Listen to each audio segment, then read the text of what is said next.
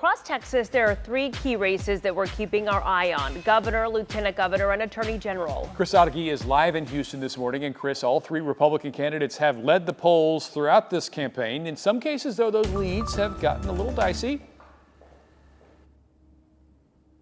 Yes, Mark, and tonight here at the Post Oak in Houston is where Lieutenant Governor Dan Patrick will be watching the results come in. He one of three prominent Republicans seeking re-election, and these races really could give us an idea of how voters in Texas are trending, whether they are starting to shift blue or if they are as red as ever. In particular, the lieutenant governor's race could be the best barometer because it's the exact two candidates as we saw 4 years ago. Patrick versus Democrat Mike Collier. In 2018, Patrick won by a 46% margin. It will be something to watch if that gap has closed or widened.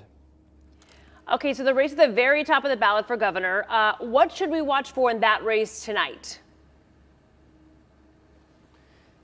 Of course, Governor Greg Abbott seeking his third term. He is going to be in the Rio Grande Valley to watch the election night results, and that makes sense because he has made border security an emphasis of his campaign. Beto O'Rourke will also be on the border, but in his hometown of El Paso. He has really become the face of the Democrat hopes to turn Texas blue.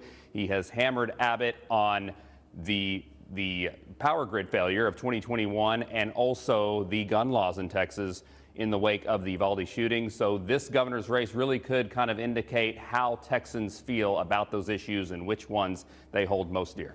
So that's the gubernatorial race. What about the race for attorney general, Chris? You've got incumbent Ken Paxton. He's under several indictments, not to mention outstanding lawsuits. How have those legal issues affected his standing with voters?